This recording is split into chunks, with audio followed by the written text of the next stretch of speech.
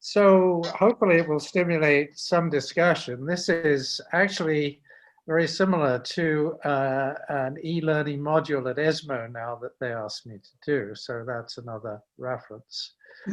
We all have to show this slide. I think in general, pharmaceutical companies hate me with a passion, but I don't. I've always tried to. I have worked with them to do some trials, but I don't attend their pharma organized symposia or marketing boards, etc.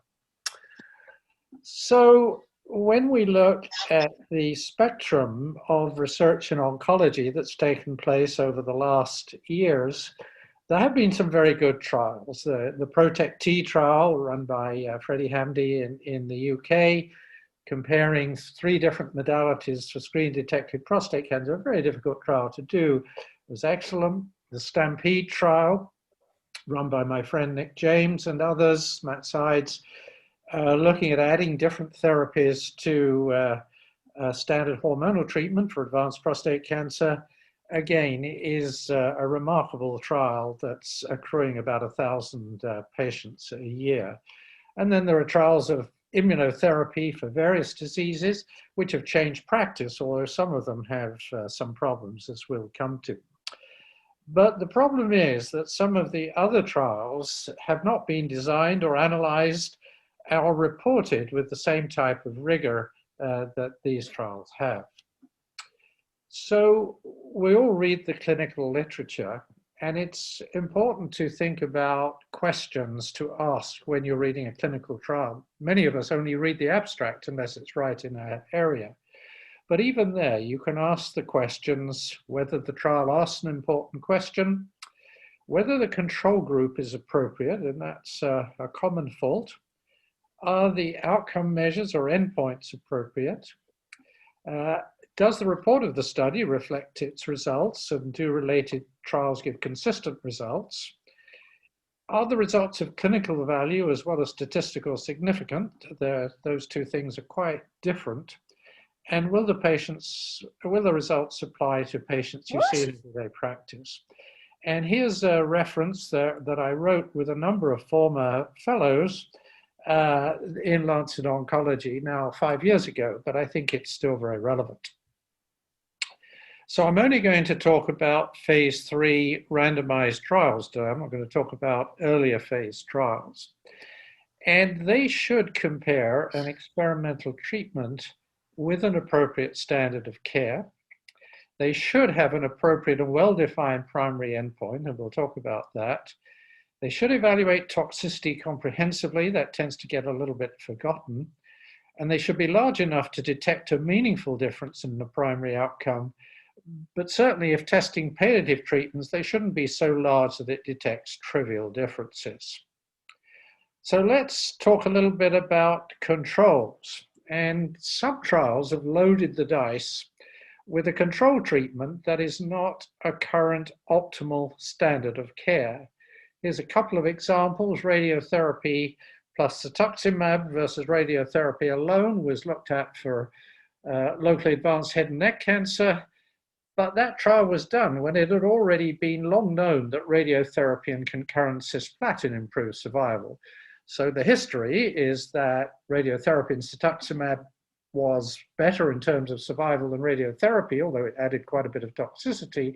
And only later did they come to do the appropriate control of radiotherapy and concurrent platin, which is actually both better and less toxic than cetuximab, even though cetuximab is a much sexier drug as it has a molecular targeted agent. And then much more recently, Profound, which has led to 2 publications in the New England Journal, which is, I think, quite ridiculous, that compared a PARP inhibitor of DNA repair with a standard hormonal agent in prostate cancer, except that hormonal agent was used after the alternative. And enzalutamide and abiraterone are a bit like Tweedledum and Tweedledee, and the response of one after the other was already known to be extremely low, and the standard would have been to move on to chemotherapy, but few patients had that. So first thing to recognize is that many trials fall down through not comparing with an appropriate control. If your control is already substandard, then that is something that can make the experimental treatment look better, which of course pharmaceutical companies long to do. Then there's the question of outcome measures or endpoints. And if you think about trials, there's only two goals of any new treatment. And that doesn't matter whether you're an oncologist, a cardiologist, any medical specialty, a surgeon, radiation oncologist. You really have two goals of treating a patient, either to allow them to live longer and or to allow them to live better or to have better quality of life. And any other endpoint, other than those two ultimate endpoints of a phase 3 trial, overall survival and its quality, should be shown to be a surrogate for one of those. Otherwise, you're not really assessing clinical benefit in a trial. Now, many phase 3 trials in oncology and in other disciplines as well have a primary outcome other than overall survival or quality of life. And in cancer, disease-free survival is often used in adjuvant trials, time to recurrence of the cancer. And progression-free survival is used in trials for advanced disease, how long until the tumor starts progressing. And local control is used in trials of radiotherapy or surgery. Now, what's wrong with those? Well, we'll come to that in a moment, but just to emphasize that the registration agencies, EMA and FDA, have been very ready to approve drugs on the basis of those often non-surrogate endpoints. And if this was a paper by Courtney Davis et al., A.J. Agarwal was the PI on that, and another one looking at the FDA by Vinay Prasad and colleagues. And basically, this is from the EMA study, the BMJ study, but it's very similar for the FDA, of 48 drugs approved by the EMA for 68 anti-cancer indications in that 5-year period. At the time of approval, only a third of them had shown improvement in survival. The median was only 2.7 months, and improved quality of life was shown rarely, only 10%. And even if you followed those up by 5 years, only half of them had actually ever shown improvement in survival or quality of life. So we have a lot of drugs that haven't really impacted our primary goals in improving those endpoints. And many people just assume that these endpoints of disease-free survival or progression-free survival convey benefit, but that's often not supported by evidence. For example, if you add drugs to adjuvant therapy or radiation to the primary, if that improves disease-free survival or local control, or adding drugs to standard treatment of metastatic disease improves progression-free survival, they do not provide proof of benefit because applying that treatment at relapse might maintain equal survival and avoid the added toxicity and costs from treating all patients at risk. And that's the unknown there. So progression-free survival has rarely been shown to be a surrogate of overall survival and quality of life. And quality of life depends on the balance between delaying symptoms of disease. Most patients would like to be told that their disease isn't progressing, that it's delayed. But on the other hand, they're having the added toxicity of treatment, and there is always toxicity there. And it is also subject to bias from informative censoring. I'll talk about that in a moment. So here's an example of what the pharma would love us to do. So this is a trial of abemaciclib. These have almost unpronounceable name, which is a CDK4/6 inhibitor. It costs a lot of money. It's known to improve progression-free survival in women with hormone receptor positive metastatic breast cancer. And it's not a bad drug. It's not that toxic drug. And it probably improves survival by a small amount when used after standard hormonal therapy for metastatic disease. Now, the companies would love to move this into the adjuvant setting, because then, of course, you treat everybody with who's got moderate risk breast cancer, at least ER-positive breast cancer, and the monarchy trial showed improved invasive disease-free survival when abemaciclib was added to standard adjuvant therapy, which is usually hormonal therapy, tamoxifen or an aromatase inhibitor, often with chemotherapy. And those are the curves they got for invasive disease-free survival. And of course, the conclusion of the paper suggests that it might be used in adjuvant therapy. But if you actually look at those curves, A, the difference is tiny. There is no difference in survival. Admit that's just too immature. And another problem is you tend to look at the tail of the curve, and that's the only place where those curves separate. And I'm just underlying the curves by showing you just how few patients that depends on. So don't look at the tails of the curve, because they're really not very meaningful, because you only have very few patients, even though you started off with some more than 5,000 patients at risk. So obviously, grossly too early to think about adding it to adjuvant therapy. And my bias is it probably won't add anything other than simply treating anybody with standard adjuvant therapy and then adding this expensive drug in the much smaller number of people who actually relapse. And you can see out at 2.5 years, the number that have relapsed is only about, well, less than 10%. And now let's talk about informative censoring. So here's another trial from some time ago. This was everolimus, a targeted agent, an mTOR inhibitor, used in postmenopausal hormone receptor positive advanced breast cancer, women who'd already had an aromatase inhibitor and or tamoxifen. Their disease had progressed, and they were randomized to receive either exemestane, a steroidal aromatase inhibitor, or that plus everolimus with a placebo. And you got that very, very impressive difference in progression-free survival with a hazard ratio of 0.43. And this result led to registration of everolimus and exemestane for these women. But you need to read the fine print.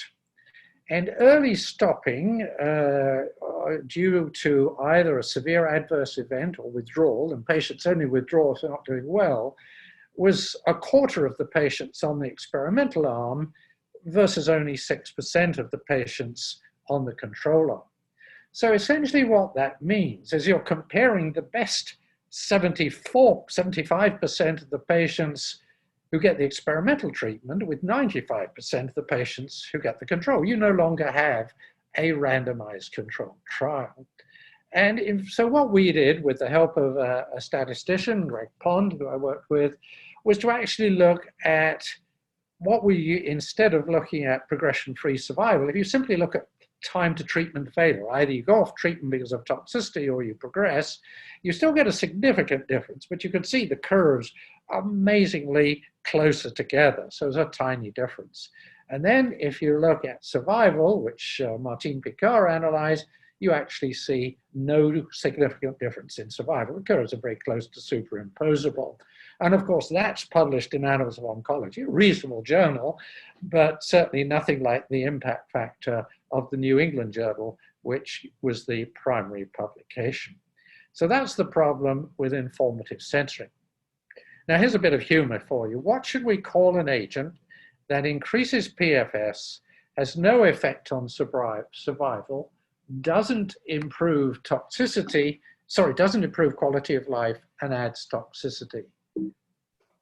Useless. It's not. Oh, there we go. That's what I think we should call an agent that does that. And yet, agents like that, like everolimus, have been readily approved by the EMA and the FDA. So what does PFS really mean? To me, it means a planned, flawed study that is endorsed by the FDA and the EMA and leads to profit for sponsor. So there's some alternative meanings of that acronym. What about toxicity? Well, this is Bastian Saruga, who's a former fellow and friend who's now back as a leading oncologist in his native Slovenia. And also in 2016, he led the authorship of this article, also in Lancet Oncology, looking at underreporting of harm in clinical trials. And several of our former fellows worked on this. All agents add toxicity. And it's also true that patients experience more toxicity than reported by doctors. And I'll come to that in a moment. There is substantial underreporting of toxicity.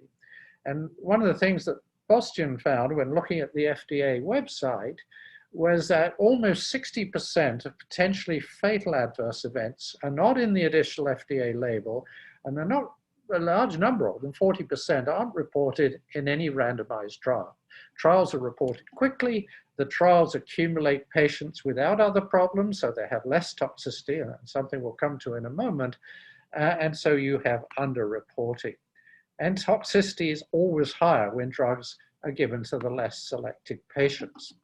Here's an article by Ethan Bosch, who's done a lot of work in this area, looking at the reporting of side effects of chemotherapy over time, and this is just 4 panels from a larger figure in the New England, looking at patient-reported and clinician-reported fatigue, nausea, vomiting, and appetite loss, and it goes on for other toxicities. And you can see the patients are clearly reporting much more toxicity if you ask them to do it objectively than clinicians. Whereas if the patient comes into the clinic and the clinician asks them, they want to please their doctor, so they tend to underreport. Then what about size of the trials that are done? Well, statistical significance is not the same as clinical significance. The FDA and the EMA will virtually register any drug on the basis of a p-value of less than 0.05 for a difference in an approved primary outcome measure, which can include progression-free survival or disease-free survival, or sometimes more recently with accelerated approval, even in response rate, which has virtually no bearing on overall survival or its quality. So statistical significance is not the same as clinical significance. And leading journals like the New England and Lancet will also tend to accept papers based on that statistical significance. Here's a recent one, it's taken, this is from JCO, but here's an expensive drug, aflibercept. It has caused a minimal difference in advanced colorectal cancer. It was marketed, of course, at over $10,000 a month, and it gives a 2-month gain in overall survival for a drug that is toxic and very expensive. And we see you can choose many, many examples of that. A few years ago, I was actually asked to write an editorial for the New England about a trial where the p-value was something like 0.046. And in the first draft of the editorial, I said, would the New England have accepted this if the p-value was 0.054? And they made me take that out. They edited that out, which gives you some idea of where they're at. Reporting of clinical trials. Does the report of the study reflect its results? And do related trials give consistent results? So in reports of phase 3 randomized trials and in their abstracts, the primary endpoint should be defined explicitly. The primary endpoint should reflect benefit to patients. The concluding sentence of the abstract should relate only to the primary endpoint, and the abstract should include a statement of major toxicity. And unfortunately, many reports, both in high-level journals and at meetings, don't meet these requirements. So this is another former fellow, Paco Virabadillo, who hails initially from Mexico, but is now at the Clinical Trials Center in Kingston, Ontario. He looked at bias in reporting, and he looked initially at 164 randomized trials for breast cancer that were published in that 15-year period. And about 2/3 of them were negative for the primary endpoint. But in 60% of those trials, the concluding statement of the abstract used secondary endpoints to suggest benefit. For example, they didn't see a difference in survival, but then they'd say, but the response rate was higher for a treatment. Only a third of the abstracts indicated the frequency of high-level toxicity, and a positive result for the primary endpoint was associated with under-reporting of toxicity. And honorary and ghost authorship was common. Honorary being where you have somebody who is thought to be an opinion leader is parachuted in as often the lead author, whereas you know that that person hasn't had a lot to do with the trial. And similar findings were later found in randomized trials for other malignancies in a second publication. Ghostwriting. Recently, I was reviewing ESMO abstracts. The ESMO virtual meeting was in early October, and I noted that 80% of those abstracts reporting pharma-sponsored phase 3 trials acknowledged writing assistance. And, you know, it's ridiculous. I mean, the ESMO abstracts are limited to about 350 words. And if an investor can't write the abstract of that length, well, my gosh, that's appalling. And so I looked at 3 months of publications of such trials in the New England. That was, I think, September through November. And 16 of 21 reports were first drafted by a medical writer. New England and Lancet at least requires that to be stated. And while it's true that some medical writers might draft unbiased reports, they're clearly employed by or contracted to the sponsor, so there's substantial potential for biased reporting. And if you think about it, you know, some of you have kids in university, or you know people, kids in university. If they didn't write their own essays and it was written by somebody else who wasn't an author, they'd be thrown out. But that's exactly what is done by reporting many of the papers we read. Editors of journals and reviewers should have a checklist, in my opinion, to ensure that the conclusions are based on the primary endpoint, that there is reporting of toxicity, and authorship is deserved and appropriate. There shouldn't be honorary authors, and there shouldn't be ghost authors. And there is bias in reporting. This is a trial which I only had a minimal amount to do with, but we came up with some of the scenarios for this. It was led by Isabelle Boutron, who's in Paris. And basically, she and her colleagues designed a trial which involved 300 oncologists who were asked to review abstracts of articles. And basically, we found 30 abstracts that we thought were analyzed with bias or with spin, some falling into the categories that I've already described. And then we rewrote those abstracts, not changing the actual data, but writing them without spin. So they focused on the primary endpoint, etc. And then we sent at random these abstracts to 300 different oncologist investigators and asked them to rate the value of the treatment that was being assessed. And for abstracts with spin, these investigators judged the experimental treatment to be more beneficial. So spin and bias works. It has that effect. And also we should be aware and beware of subset analysis. Clinical trials are usually powered to analyze the whole group, and subgroup analysis can lead to false results. Here's an old example. So 5-FU and levamisole became the adjuvant treatment of choice for Duke C colon cancer back in the 1990s, based on the Mayo Clinic trial, and their subgroup analysis found it was more effective for men and older patients, whereas the Southwest Oncology Group trial found it was more effective for women and younger patients. And of course, neither of those is true. There is an overall effect, and we're simply looking at standard statistical variation. There's been another paper where people have analyzed a trial based on the sign of the zodiac of patients in it and found that some patients born at certain months had benefit. Well, of course, the more statistical tests you do, the more likely you'll find a chance event.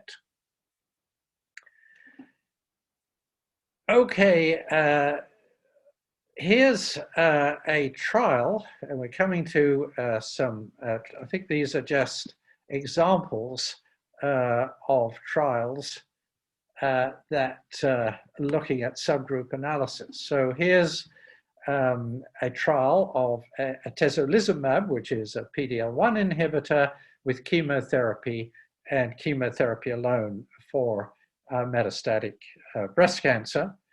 And what you find here is there is a difference in a subgroup, PD-L1 positive subgroup, but with the overall, whoops, I need to go back. But the overall group, there is no difference. So does this prove value? I think you should regard it as a hypothesis generation that needs confirmation when you look at a subgroup like this. It does have the advantage of making some biological sense, but it needs confirmation. Moving on, are the outcomes of clinical value as well as statistical significance? Well, here's a statement by the American Statistical Association about p-values. P-values don't measure the probability that a hypothesis is true. Scientific conclusions and policy decisions shouldn't be based on p less than 0.05. Are you listening, EMA and FDA and editors of New England and Lancet? A p-value doesn't measure the size of an effect or the importance of the result. You can get a significant effect with a tiny effect size by simply adding more and more patients to the trial. And that's one of the reasons that trials have got bigger in terms of sample size. And a p-value doesn't provide evidence regarding a model or hypothesis. So this is a statement from leading statisticians. And here's John Ioannidis, who's even more skeptical or perhaps even more cynical than I am about the results of trial. And he wrote this article quite a few years ago showing that simulation shows that for most study designs and settings, it is more likely for a research claim to be false than true. And that applies to science as well as clinical trials. And really what he's saying is the important test of validity of a clinical trial is not the p-value, it's whether the result is reproducible. Which brings us to clinical value scale. A statistically significant result doesn't necessarily imply clinical value, and consistency is much more important. So ESMO and ASCO and the NCCN develop scales to assess the magnitude of clinical benefit. That's the term used by ESMO, or value, used by ASCO. And it's not rocket science. They emphasize improvement in duration or quality of survival. And the ESMO scale, which I think is the easier to use, divides treatments into potentially curative, like adjuvant treatments, and non-curative for advanced cancer. And you can fill in a form which asks questions about the amount of survival benefit, about quality of life, about toxicity, and then you come up with a score, ABC for curative, 1 to 5 for non-curative. And the blue, the higher levels of the pyramid, are what are reasonable assessments of what is a valuable outcome. So Joe Del Paggio, who's a former resident, looked at the contemporary randomized trials and asked if they meet ESMO thresholds of meaningful clinical benefit. And he looked at almost 300 trials for those sites, breast, lung, colorectal, and pancreas, published up to 5 years ago. About 50% were positive for the primary time to event endpoint, which may have been PFS, DFS, or overall survival, but only 30% actually met criteria for clinical benefit, even though most of them, those drugs were approved. And in fact, only a third of the randomized trials were even designed to detect or exclude differences in outcome that met the ESMO threshold for meaningful clinical benefit. 65% of them with curative intent, and that's logical because if you can be fairly statistically certain of it, that even a small difference leads to improvement in cure, that's probably worthwhile. But less than 20% of trials with palliative intent were designed to detect or exclude a difference in outcome that reasonable people would regard as valuable clinical benefit. And again, it comes down to statistical significance rather than clinical benefit. So the current situation where new therapies providing marginal benefit in highly selected patients are approved at very high price, in my view, and I guess in a lot of people's view, is neither desirable nor sustainable. And consideration of clinical benefit and value that includes quality and consistency of evidence for effectiveness, toxicity, and cost is welcome. And we should be putting pressure on the registration agencies to use a criterion of value for approval. But that's gone nowhere. Since ESMO and ASCO introduced these, and particularly at ASCO, they've completely forgotten about it, essentially, despite putting a lot of effort into it 5 years ago. And the last point I want to discuss is, will the results apply to patients you see in the clinic? Here's an example, and there's an excellent example of this that's just come out in JAMA Oncology by Green and colleagues, where they looked at the outcomes of trials applied to Medicare patients in the US, people over 65, and found their outcomes were hugely worse than the patients in clinical trials. The survival was much worse.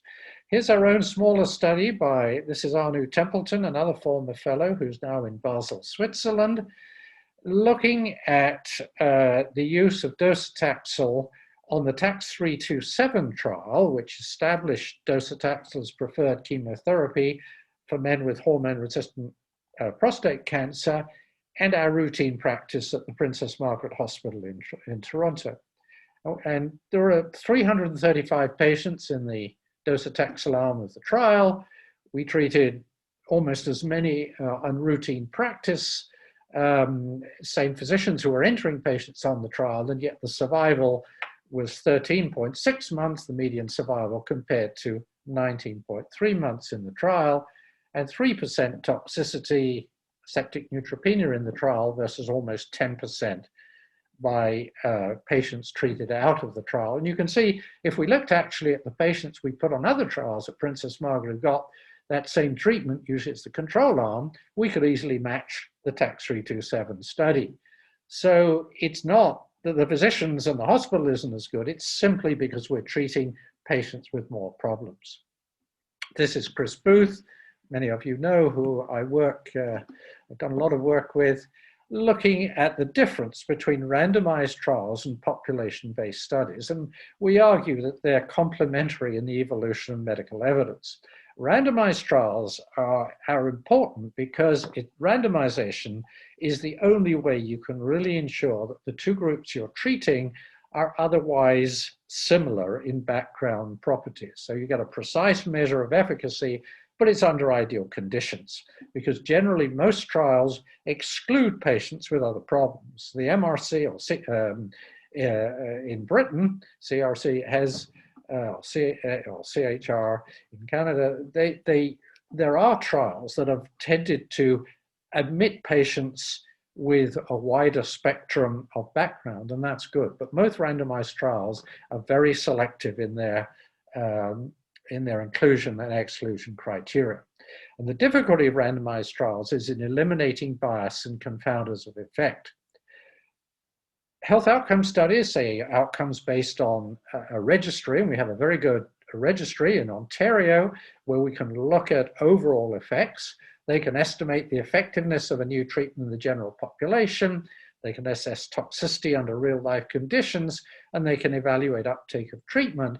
But of course, it's difficult to compare value of the treatment with those who don't get it, because there are always underlying reasons for selecting patients to get a treatment. So you have to look at both.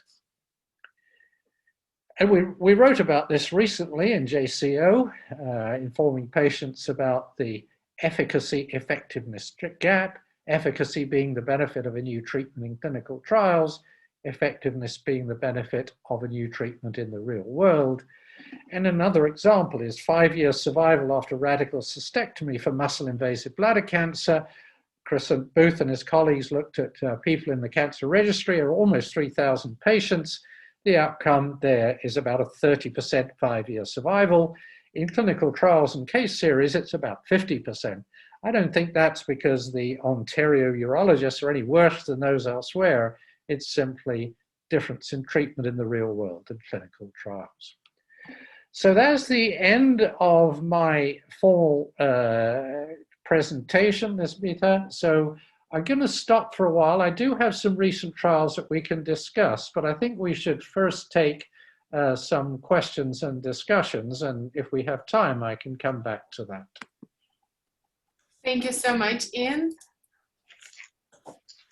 Really fascinating. I think pretty much every slide you presented can go as an example for my students and for... You're welcome to have the slides. I'll make sure. There's definitely copyright, for sure. And I think Francois and Ellie will concur that pretty much every slide is what NICE would have to show to companies bringing evidence to NICE with all the issues. So who wants to go first with questions, comments?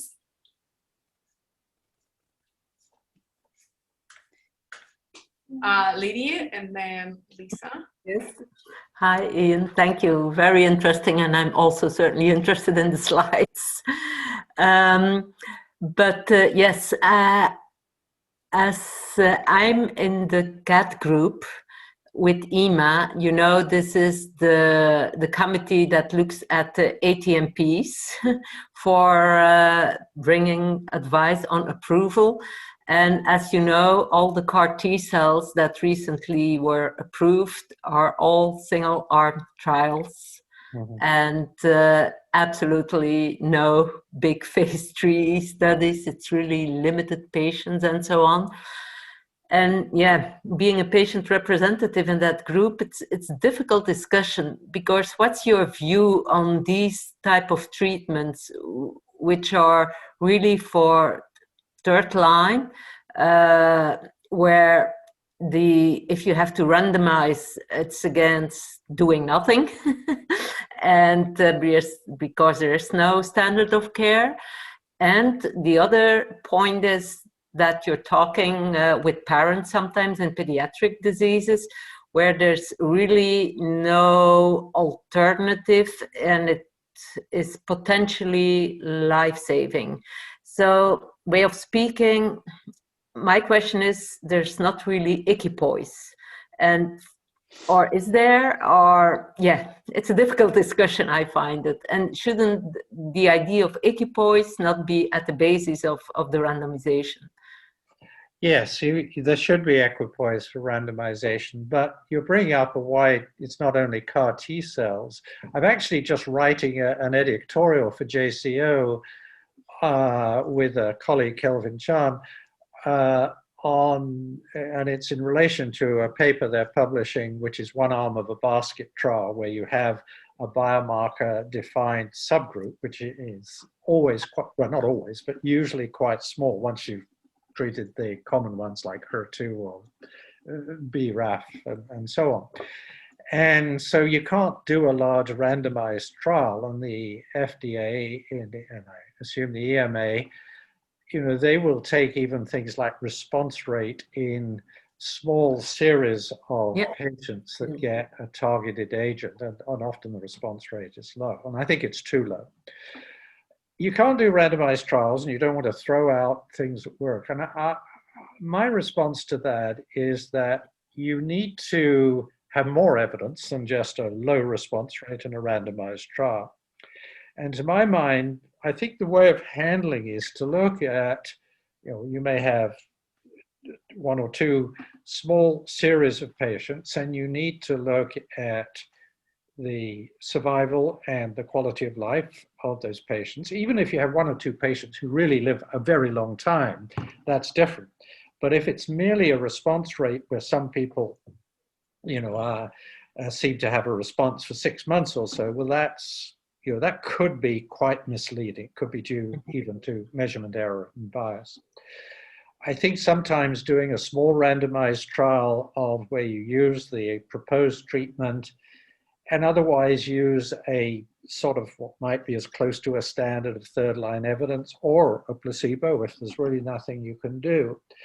And that won't give you the power to give you a real survival benefit. But then I think, and here you need help from the statisticians, I think you need there's Bayesian analysis that is used to take imperfect pieces of evidence, and you start off with a prior probability that, say, it doesn't work or it works minimally, and then you add in various pieces of imperfect evidence, and there's no way you can get around it being imperfect because you don't have enough patients to do the right study, and you come up with a posterior probability.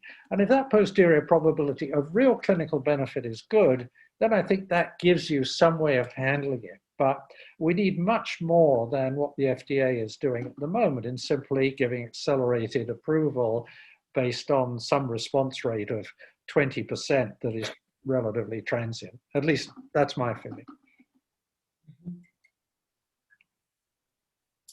Thank you, Ian. So Lisa was next, and after that, Francois. Ian, thank you very much for that really sobering talk, I suppose. Because have a glass of wine, Lisa. it is a bit disappointing because I've worked, as you know, on a journal for nearly a decade and a half, and after a while, I started to see these patterns in the literature that you describe. And really, I suppose my questions are twofold, and I've got other ones to ask. Let's just go with these for the time being. One is the critical eye that you very nicely gave an overview for how we look at these trials and analyse the data.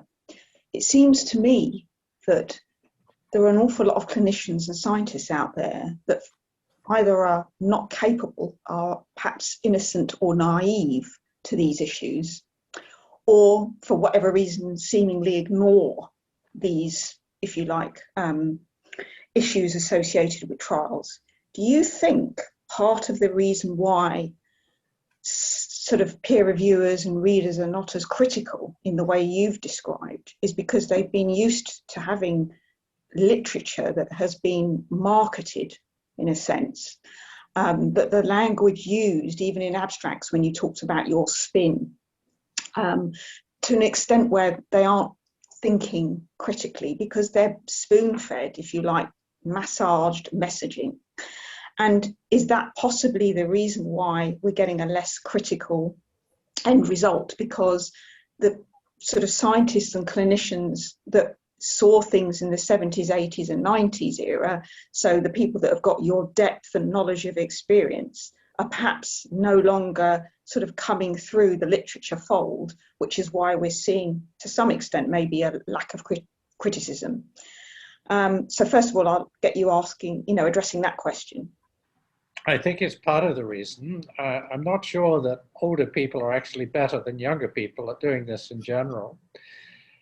I wrote an editorial in the Annals of Oncology. They asked me to write critical editorials, and I do about 3 of them a year. And I called it Purchasing Silence. And the 80% of my colleagues accept personal funds from pharmaceutical companies. You can find that for Americans in the Sunshine Act. It's now in the public domain, but I don't think it differs in Europe and Canada. For many of them, it isn't a huge amount of money. The average, I think, is around 5,000 or 6,000 of those listed in the Sunshine Act. But the companies are very good at offering people to go to what are called CME events, but they're really pseudo-marketing, most of them. I've no problem with advising companies to do a good trial. I've done that in the past. What I do personally is put my whatever honorarium they give into a research fund. You could still argue it gives benefit, but it's the way I handle it. But because people are accepting those sorts of funds, which are not huge, it's not actually then very easy to stand up and criticize and say, look, your drug prices are obscene. And so I think there's that pressure. There's also pressure on patients. It came up with some of the correspondence between John and Elisabetta and so on that I read. Patient groups are also beholden to companies.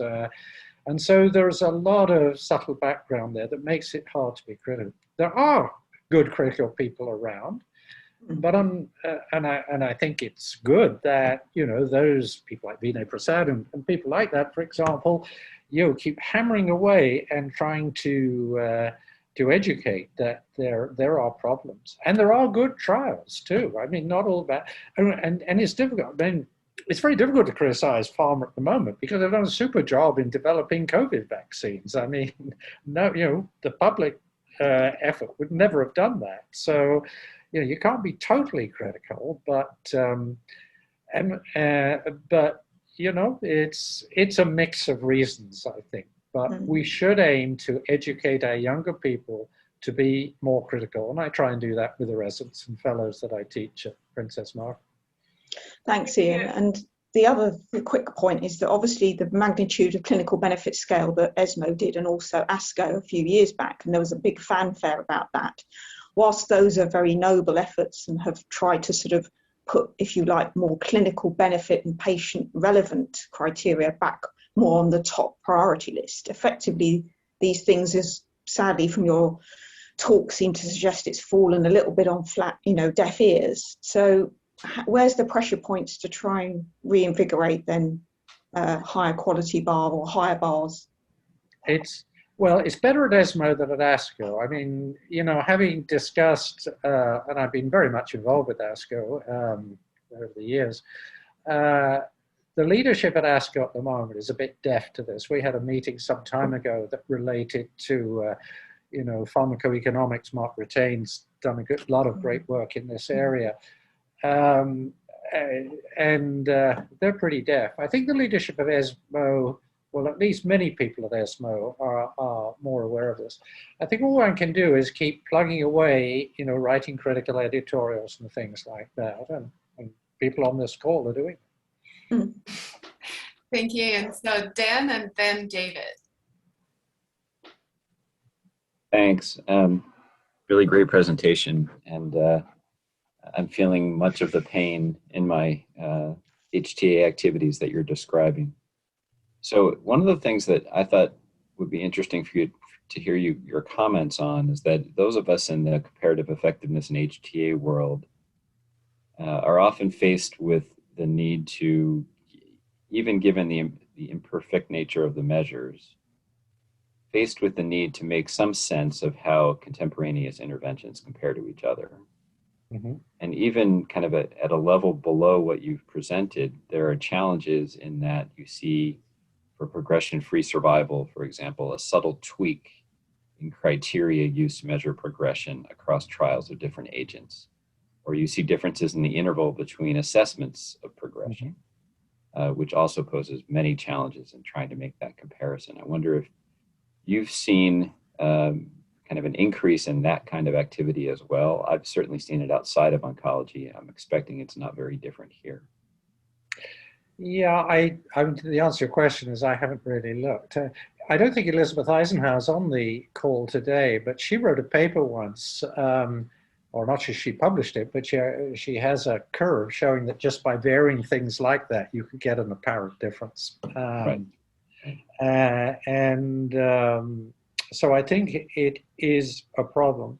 There has been a little bit of a, there's been at least some standardization of response criteria. It would be good if there was some standardization of these other endpoints. Personally, my view is that, and this is something that the FDA actually rejected formally some years ago, is instead of using progression-free survival, you should use time to treatment failure. Right. And that avoids some of the problems there because, you know, people go on treatment for toxicity before they progress, so then they're censored, whereas they should be called a failure. I mean, if you can't stand the drug, it's a failure. But, you know, that isn't generally done. And I showed you the difference between the PFS curve and the time to treatment failure curve for that everolimus study. And a recent one is the alpelisib study, for example, that is very much the same thing. Yeah. I think all we can do is keep pointing out these problems, and the more that it's pointed out, then the more people who will start to look at it. There are unfortunately a lot of oncologists who are completely allied with pharma, and they get a lot of personal financial reward for it. And we're not going to change those, but there's a lot of people out there in the middle who I think we can influence, and we should really try and influence the younger people.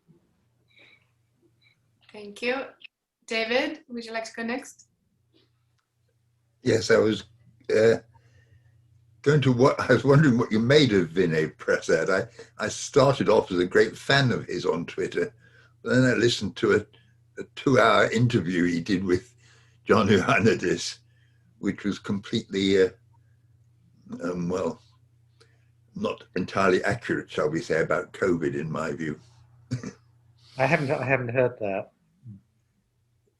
He seems to have gone over to the Ioannidis school of COVID denying. It's rather weird. Yeah, I haven't read Ioannidis talk about COVID. I mean, I liked his earlier stuff. I'll have a look at that. But I like Vinay, and I like John Ioannidis at least up until what he was writing a few years ago. And I haven't, of course, he doesn't just write about oncology. I'll look at what he's written about COVID. I think there is a bit of a problem with both of them, that they are so entirely negative that they turn people off.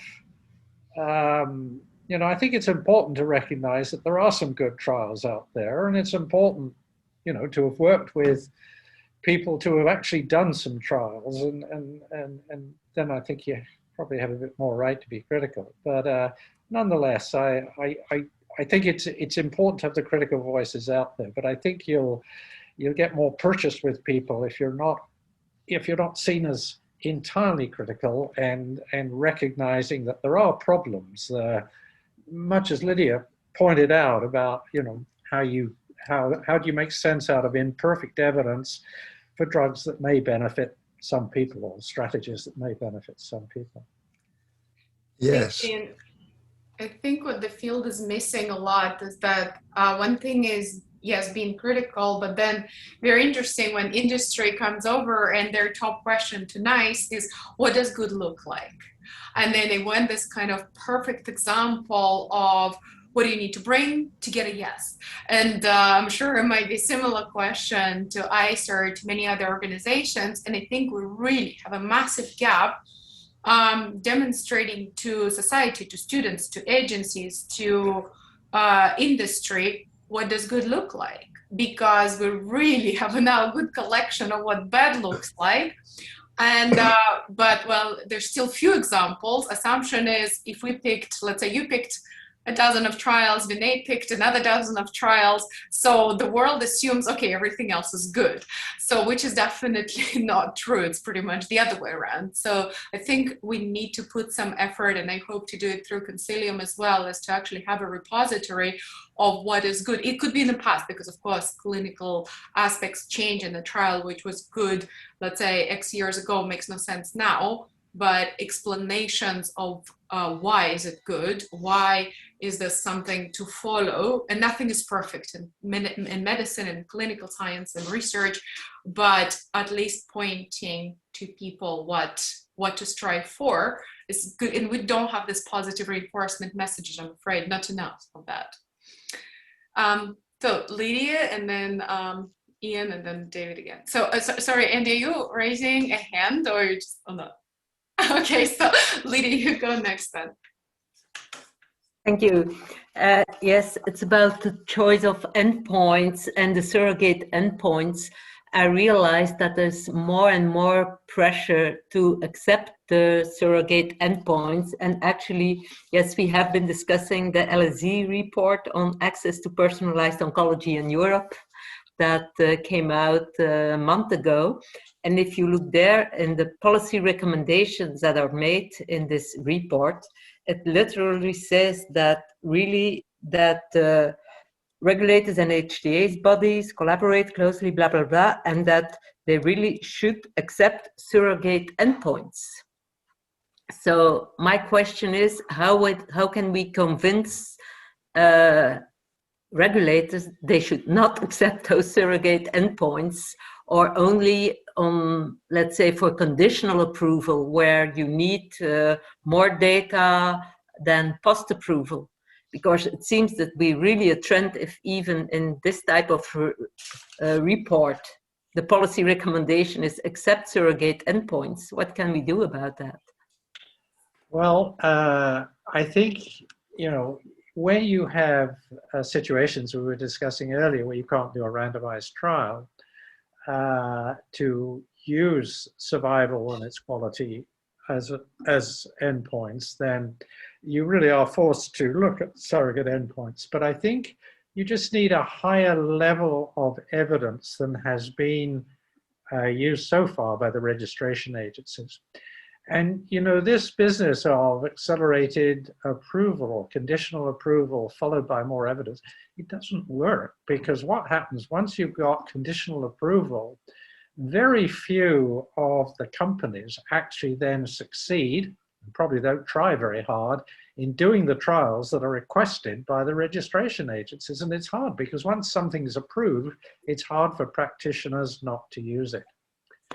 As I said earlier, I think there are ways of better looking at the preliminary evidence and grading it. And I think response rate is a very poor one. I mean, if you've got a very high response rate and long responses, that's one thing. But, you know, 20% response rate of rather transient nature is not a high enough bar. And you need to look at other evidence. You need to look at smaller randomized trials that will be underpowered, but look at signals. And as I've said, I'm not a statistician, but I think there are ways that you can come up with some sort of probability of meaningful effect by using Bayesian type of analysis. It's what we do when looking at an uncertain image. You're right. You use, you know, what is the probability that this is real? And it's not going to be perfect, but I do think the bar needs to be set higher. And I think that document, which John and I in particular have discussed, is a huge problem. And we should be pushing people, and I see Martine Picard is on, and Martine and I are friends.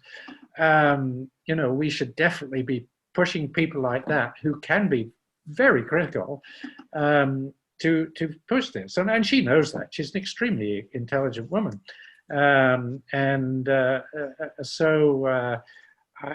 I think we just have to push the registration agencies, but otherwise we're going to get a whole load of treatments that don't do anything very much, consume enormous financial and other resources, and we're going to mislead the patients in terms of, you know, needing to raise huge amounts of money to pay for things that don't work well. Jervat, would you like to go next? Yes, please. Just a very quick question, I guess, for your opinion, Dr. Tannock. A very nice presentation. My question is, say if I was a pharma company working on an antibiotic, and I have this promising compound, phase 1 clinical trial perhaps, it may work against pig infection, but probably not going to be any better than what is existing on the market. But I think it may reduce some of the toxicities. Should I push through, invest all these resources, knowing that the antibiotic market probably not going to reward me all that much? So this is part of it is a market failure, I suppose. Should I push through with this, you know, knowing that, okay, I have a compound promising, at best maybe equivalent in terms of efficacy, but it may reduce toxicity. Well, I think reducing toxicity can be important. I guess, you know, I mean, there clearly are need for different types of antibiotics because of development of resistance, as you would obviously be highly aware. What you need to do there is some sort of equivalence trial. Now, if you're looking at, you know, differences in toxicity, you don't need a huge non-inferiority study to show that, I don't think. You need to have evidence that the benefit, the impact in terms of relieving infection is similar, but you do a small sort of, a smaller study to compare the toxicity of patients in a randomized trial comparing a standard antibiotic versus the new one. Whether you should push forward or not, I think, is a decision that can only be made on the degree of primary evidence that you have that the toxicity is indeed going to be less, and that the benefit in terms of activity against infections is equivalent. I think you've got to judge whether it's worth pushing forward on that basis. And, it's obviously going to depend on either you have a mid-size pharmaceutical company that is raising funds to do such a trial, or you're going to have to, sell it to Pfizer or one of the big companies to see if they'd be interested in doing such a trial. And they would obviously look at the evidence to determine whether it is worth their while.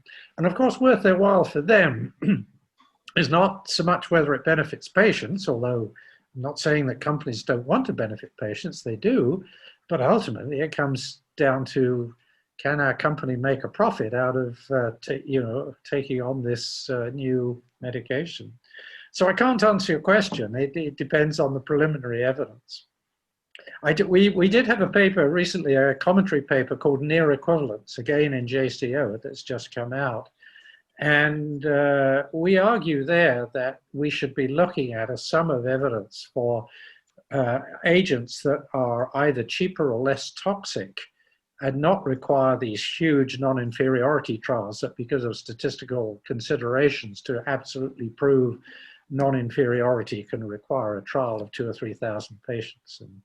And there are examples that you can avoid that. Thank you.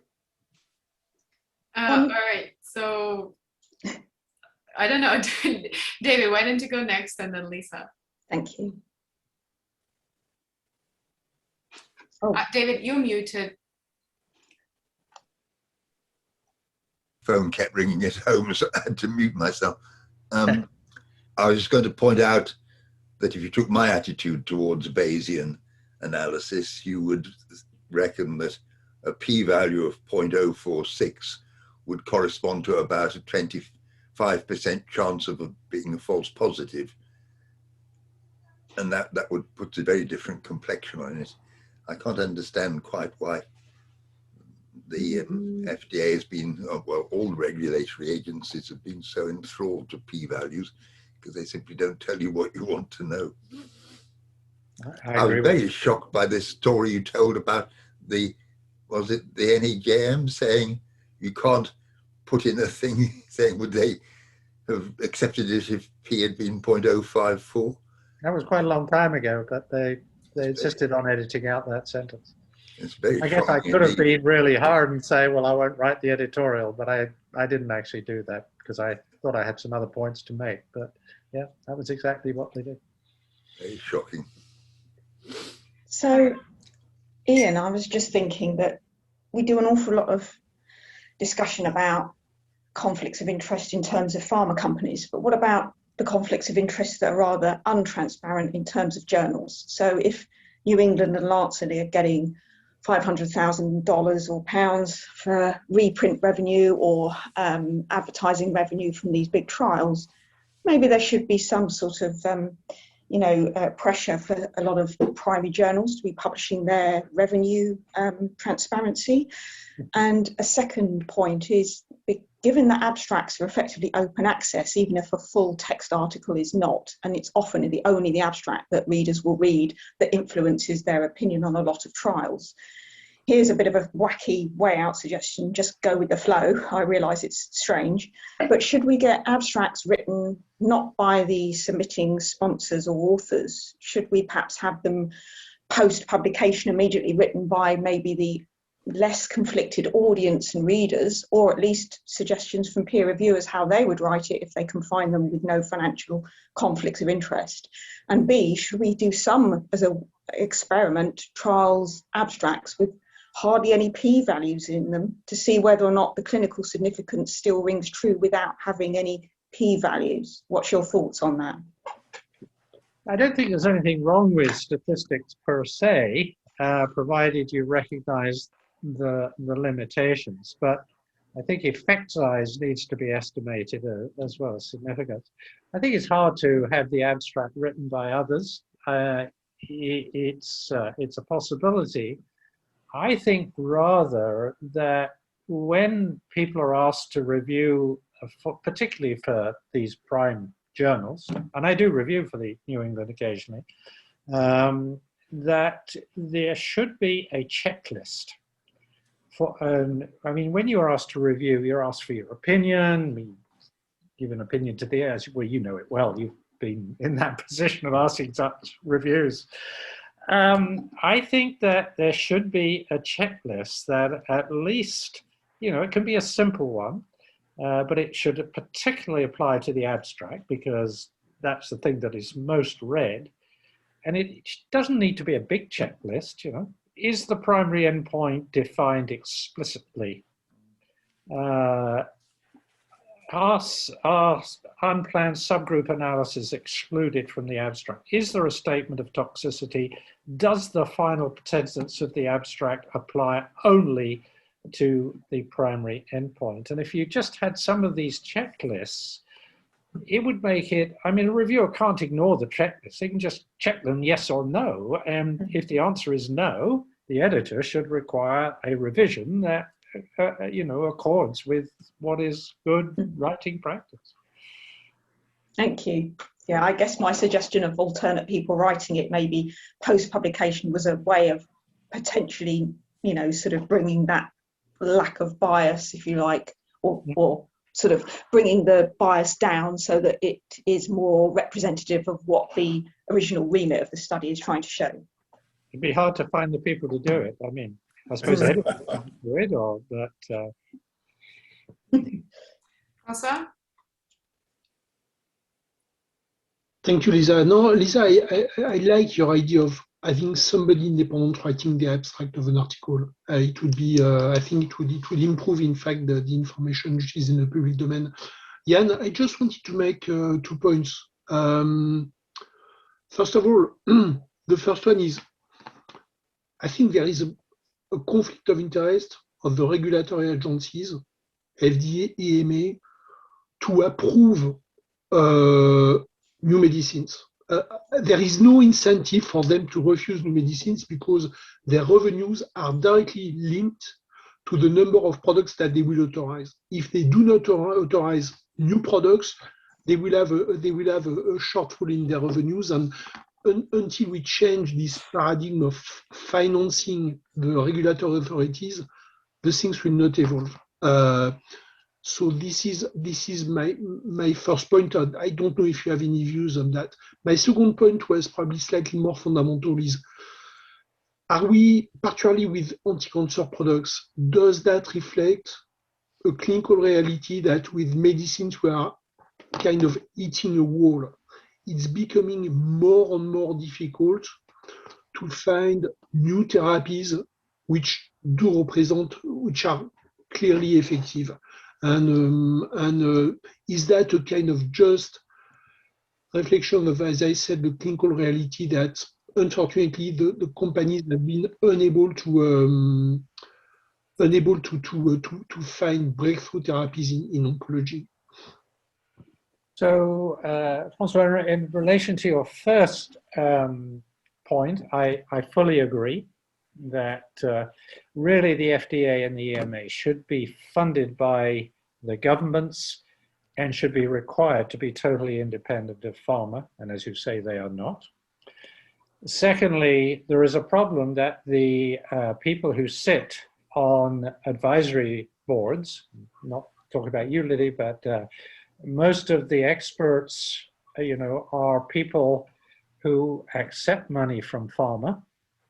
And I've seen data, which is still under review, so I can't say where it comes from, showing that people who sit on those boards have more financial conflict of interest than peers who do not.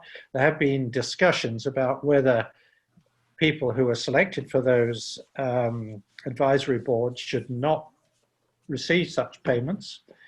The problem is there that there's only about 20% of oncologists who don't, and a lot of the people who got expertise do accept. So it raises difficulty. But I do think that, and this is not done, that at least during the term that people sit on the advisory boards, they really should not be allowed to accept any form of personal payment from companies. I mean, you can't exclude support going to their clinical trials that they're running, but they shouldn't have personal support.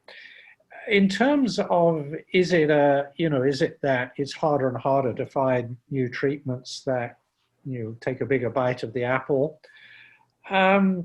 I think that's a bit cyclical, actually. We went through a very long period where we had, minimal changes, Me Too drugs, etc.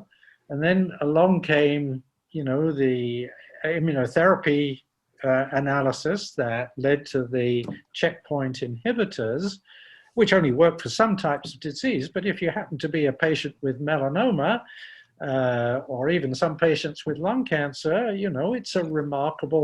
that is really a remarkable how that's changed. One of my best friends has multiple myeloma. He's 12 years out and he's perfectly well. He's still on treatment. You don't cure the disease, but that was incredibly rare when I was 20 or 30 years ago. Most people died within about 3 or 4 years. So, there have been some true advances. Prostate cancer, which I was treating, I mean, the median survival there has improved quite remarkably, with recognition that, androgens still drive the disease despite, the progression after initial older forms of androgen ablation, and we recognize that androgens are produced by tumors. So there have been advances, and actually until about 5 years ago, I think we went through a pretty good phase, but it has quietened down now, and I don't think anybody knows where the next advances come to, and we are clutching at straws, and I think personalized medicine and these basket type trials is one of those.